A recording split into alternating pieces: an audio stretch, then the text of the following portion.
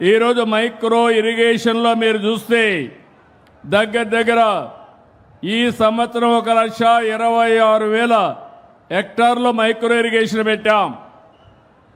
దేశంలో నెంబర్ 1గా మనం ఉన్నాం. 1030 కోట్లు ఒక్క మైక్రో ఇరిగేషన్కి మనం పెట్టుబడులు పెట్టే పరిస్థితికి వచ్చాం. ఇంకో పక్క మీరు చూస్తే హార్టికల్చర్ రాయలసీమలో ఉంది. 63% పంటలకి మైక్రో ఇరిగేషన్ ఇచ్చాం. దీనివల్ల ఈరోజు మనందరికీ దేశంలో నెంబర్ 1గా ఉన్నాం. నేను ఒకటే మీకు ఇక్కడ విజ్ఞప్తి చేస్తున్నా, ఈరోజు మీరు ఒక్కసారి ఆలోచిస్తే మైక్రో ఇరిగేషన్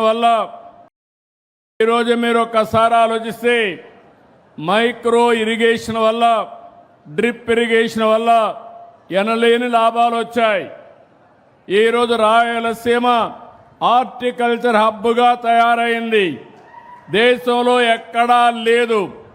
పండ్లు కానీ కూరగాయలు కానీ ఉత్పత్తి చేయడంలో దేశంలో నెంబర్ 1 స్థానం ఆంధ్రప్రదేశ్ అయితే దానికి చిరునామా రాయలసీమ అని మరొక్కసారి మీ అందరికీ విజ్ఞప్తి చేస్తున్నా. ఈరోజు నేను ఇక్కడికి వచ్చినప్పుడు మీ అందరినీ కోరేది, ఇది లాజికల్గా మనం తీసుకెళ్ళాలి. ఇప్పుడే గవర్నమెంట్ కొత్త కార్యక్రమం కూడా ప్రారంభిస్తున్నాం. రాబోయే 6-7 సంవత్సరాల్లో దగ్గర 30,000 కోట్ల రూపాయలు ఖర్చు పెట్టి, గవర్నమెంట్ 30,000 కోట్లు ఖర్చు పెడితే ఒక 70,000 కోట్ల రూపాయల ప్రైవేట్ ఇన్వెస్ట్మెంట్ తీసుకొచ్చి ప్రపంచానికి రాయలసీమని ఒక హార్టికల్చర్ హబ్గా తయారు చేసే బాధ్యత ఈ ప్రభుత్వం తీసుకుంటున్నాం. అయితే ఇది జరగాలంటే నీరు కూడా శ్రద్ధ పెట్టాల్సిన అవసరం ఉంది. 21 నెలలు ఎన్నో మార్పులు తీసుకొచ్చాం. 38,628 చెరువులుంటే 20,000 చెరువులు పూర్తిగా నింపగలిగాం. మామూలుగా రాష్ట్రం గత ఏడాది అయితే 10.62 మీటర్లు లోతులో ఉండే భూగర్భ జలాల్ని 8.7 మీటర్లు తగ్గించాం. అంటే 1.92 మీటర్లు జలాశయాలు పెరిగాయి. భూమిలో నీరు పెరిగే పరిస్థితికి వచ్చింది. ఈరోజు కూడా మీరు చూస్తే 40% రాష్ట్రమంతా 3.8 మీటర్లో ఉంది. ఇంకో పక్కన ఈరోజు మీరు 24% 3 మీటర్ల కంటే కిందనే ఉంది. మిగిలింది 8 మీటర్ల కంటే పైనుండే పరిస్థితి ఉంది.